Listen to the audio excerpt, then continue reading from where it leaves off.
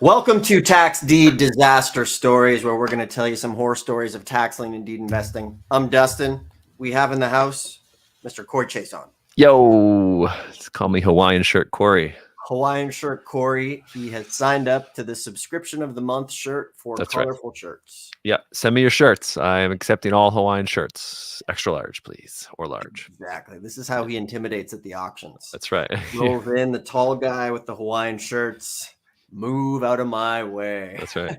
That's right. So we're going to chat about some disaster stories from auctions so that you can learn from it and avoid these disasters for yourself and then really maximize profits, because tax deed investing can be absolutely awesome if you follow the basic sets of rules and you stick to the basics, stick to the principles, right? It's why when you get in an airplane and you take off, there's all those checks that the pilot does, because, if you didn't do that, planes would not fly well. That's right.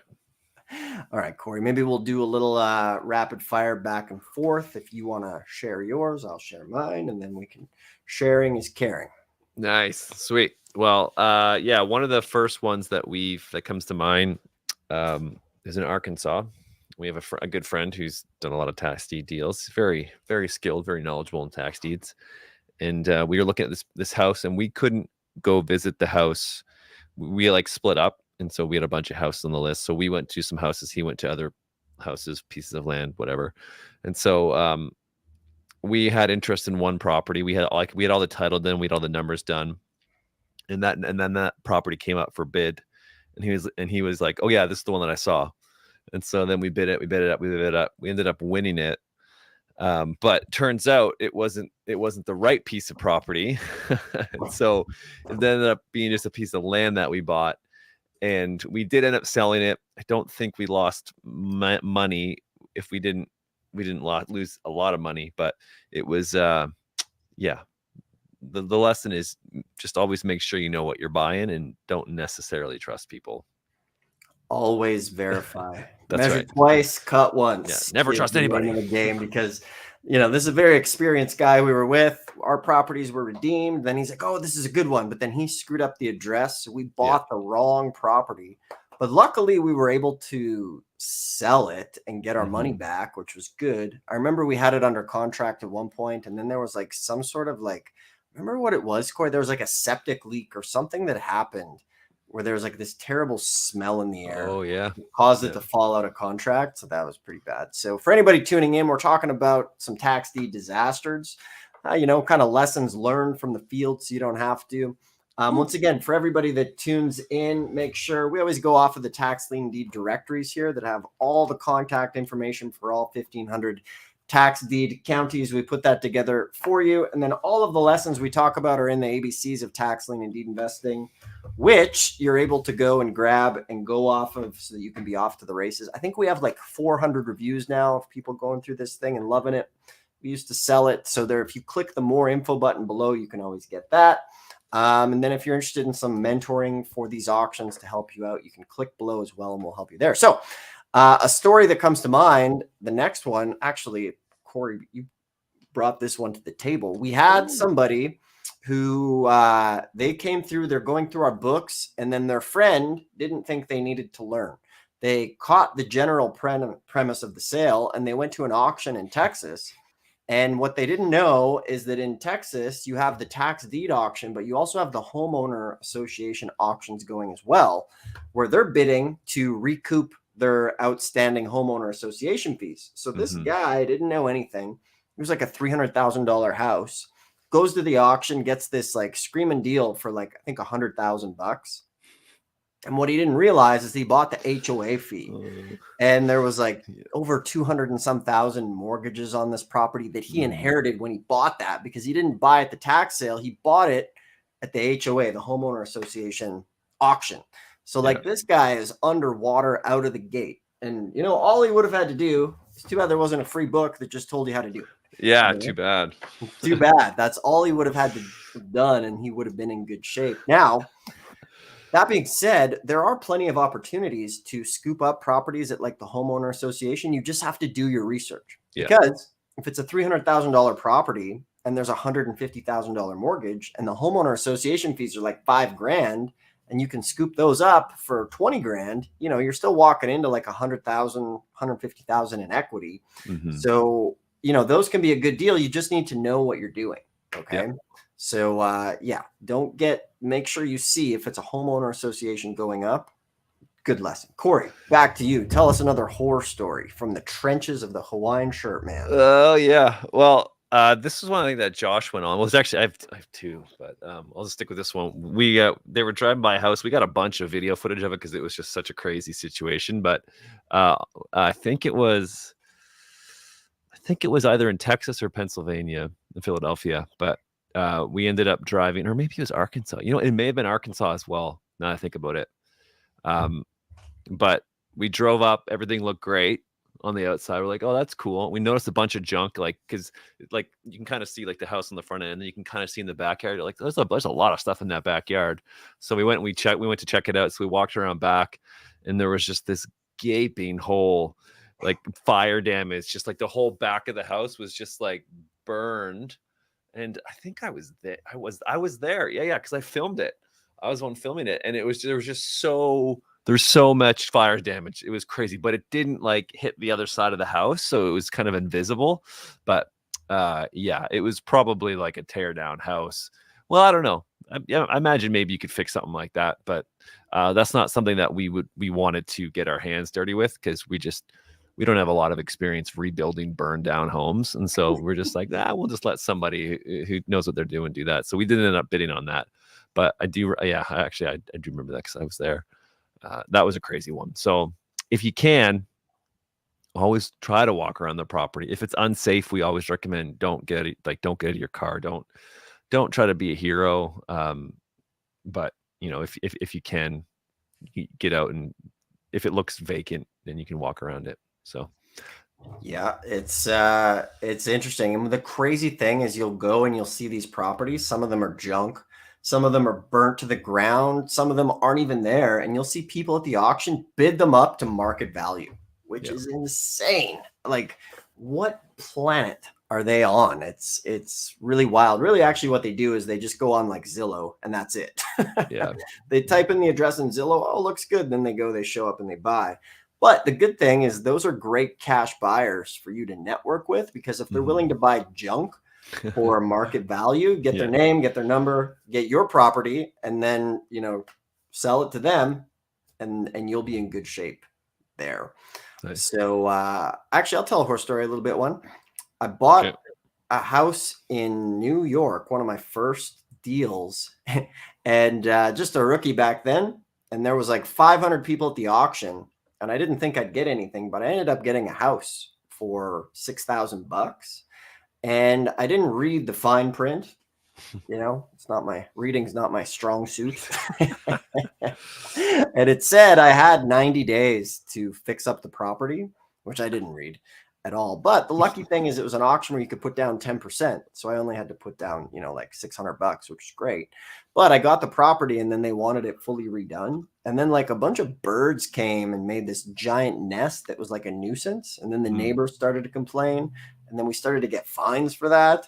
And then from there, the city came and removed the bird's nest. And then these fines just kept like rolling up. And then eventually they like wanted me to come down and appear in court, because the fines kept adding up and stuff like that. And then I was past the time to like rehab it. So anyways, flipped it, made like $1,000, and learned my lesson. There's been many lessons I've learned just by not reading things till after. I'm a speed reader. I just read fast. I don't read for content. I spell fast too. Yeah. I can read super fast, but I can't understand anything. I read anything. Contracts, super fast. It makes sense. That's great. It makes sense. So tell me where to sign. Oh, that's funny, man. That's good. So Corey, you want to do one more? Bring it home. Yeah. So the last one is it was in Texas, and we went to a sale, and we always document properties. We do WhatsApp put the address in, and then we get photos so that you can go back, you can search the address, and it pulls you right to the photos. So it makes things very organized. There's no confusion. So we saw this property go up for sale. Someone bought, I think, paid like $45,000 for it or something. The numbers, it was a lot of money. And then when we looked it up on our WhatsApp, and it was just a slab of concrete. That was all that was there. The house was like either burned down or someone had bought the property and just put a slab to build a new house on it. But it was just a straight up slab of concrete that I think went for either 45 or 60K. But that person didn't realize that that's what they bought because they just looked at photos on the internet. And so, I mean, ultimately, a lot of these horror stories can be chalked down to just reading, just generally reading, and making sure you see the property with your own two eyes, and checking the parcel map to make sure what you're looking at is what you're bidding on, is what the county has is there. So it's pretty much what it comes down to. Pretty simple. Yeah. Pretty simple. Another time at a sale, I mentioned this house before. It was like a big multi-unit building or property. And someone left and like broke the water main on the second floor. And like the house had literally like 4 feet of ice in it. You could skate in the house. And if you were to go down the stairs, like it was just a big ice slide. Like you wouldn't have come back up. And so we actually got in the house and we were looking around and we're like, man, this thing is trashed. And then someone bid it way up at the auction. This lady, I'll never forget, because we're like, man, what does this person know that we don't know? Right? Like, why would they do that? Clearly we're dumb and we missed something. Yeah. And we go and we're like, why did you buy this? She's like, oh, it's worth this much. Like I saw it online. And then we're like, yeah, but what about the ice? She's like, what do you mean? What about the ice? And back then, this was like before cell phone. We showed her on our little camera phone, or our little, what do you call it? Digital camera. Oh yeah. And she looked and her mouth dropped and she literally like started crying and ran to try to get her money back, but too late.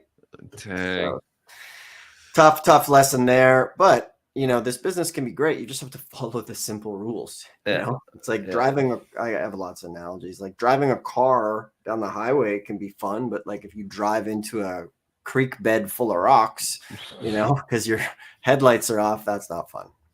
So a couple quick questions here as folks are hopping on. This business is all about analogies. That's right. We like analogies. But for anybody tuning in, if you're liking this stuff, hit the subscribe button, ask us a question in the comments. We'd love to hear from you. And anybody who doesn't have it yet, we always go off the National Tax Lien Deed directory. If you click the more info button, we've just compiled all 1,500 tax lien and deed phone numbers for you, totally free. You can grab that mini course as well. And then if you're interested in like some one-on-one mentoring with us, we can show you how to save a couple of years of trial and error. You can click the more info button there. So questions. Here we go. Are tax deeds more expensive? Yes, because a tax lien is generally just 1 year of back taxes, where a tax deed could be 3 or 4 or 5 years of taxes that are added up. And then that's going to be the opening bid plus any fees or, expenses the county has incurred. Like if they're getting a law firm to handle it and stuff like that. I can take this one. Yep, take it away. If you buy a Texas lien, probably meant to say tax lien certificate in Florida, that's from 2017. Can you convert it into a deed right after the purchase, or does it have to go to the auction? So in Florida, it's one of the most weirdest states. There's lien sales and there's deed sales. If you buy the lien, you have no right to the deed of the property. So you have to basically apply for it to go to a tax deed sale, and then they'll sell it at the tax deed sale. I know in some counties, if it doesn't sell at the tax deed sales, you have first right to buy it at the tax deed sale. But I don't know if that's the case in all.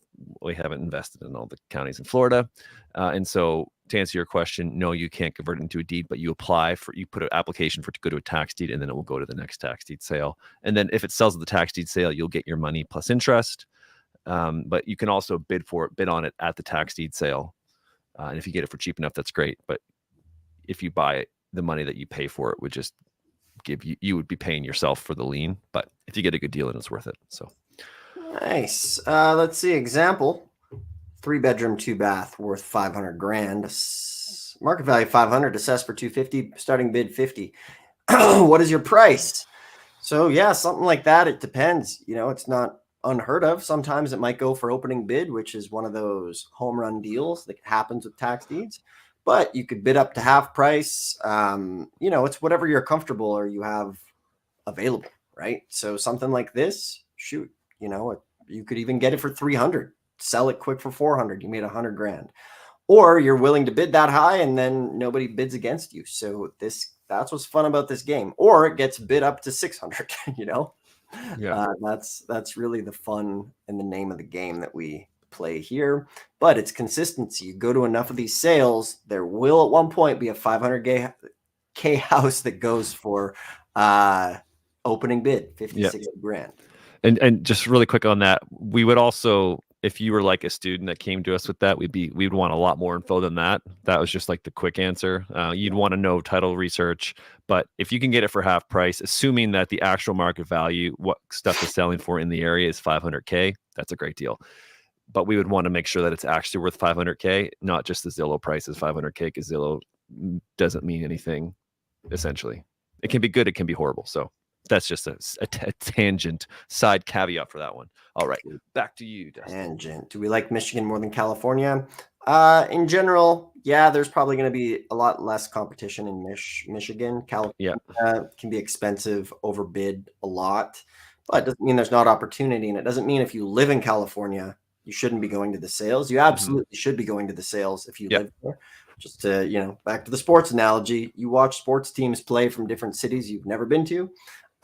So, you know, for your own city, learn what's going on. Thomas likes Florida. That's awesome. Let's see. What's easier state than Florida for tax deeds over the counter? It's not that Florida's hard for tax deeds. Well, there's competition, but it's just if you buy a lien, you can't foreclose on it and get the property. Yeah. Excellent. Right on. Good turnout. Good Tuesday turnout here. Much appreciated, everybody. Hopping on. We always appreciate your questions and everything like that. So Corey and I are now going to make the world's best video. After this, we'll record it. We're not going to say what it's about. Yeah. But Corey's claimed it's going to be the best one ever made in the history of the business. It's a tall order. Yeah. He's a tall guy with the shirt. You don't wear shirts like that. Got to wear the shirt. If you can't back it out. That's right. Got to make the shirt proud. Exactly. Exactly. So everybody, thanks for tuning in. Really appreciate it. Thumbs up if you like the video, ask a comment, subscribe. And then from there, make sure you get the ABCs of Tax Lien and Deed and the mini course to get you started here today. And if you guys want some help, we work with people one-on-one to help prepare them, turn them into ninjas. Can save you a couple years of trial and error, show you where to go, what to do. And it's a one-on-one mentoring that we do and some small group stuff. So you can click the more info button below, go there, you can book a call with us. You speak to me or my team, and we'd love to hear from you. So until next time, thanks a lot for tuning in, and questions keep popping in. Yeah, I like this one. Can you become a millionaire with 300K investment? Yes. If you go to the casino and put it all on roulette on the number 7 and it lands, you'll be like a bajillionaire. I don't recommend it, but you could totally do that. That's advice. So if you have 300 grand, you could definitely turn that over. You just need to be smart about it. Diversify it. You could buy 20 tax liens for, you know, a couple grand each on property, and then 1 in 20 tax liens, you'll end up owning the house. So there's plenty of ways. You could buy 100 tax liens for $1,000 each. And then from there, even if the property is worth 50 or 100,000, if you buy 100, you're going to end up with 5 times 5, 250 grand off your 100. Do that. So there's plenty of ways to do it. So on that note, guys, we're going to go make the next video. Thanks for tuning in. Click the more info button below. Grab the free training. Always appreciate you.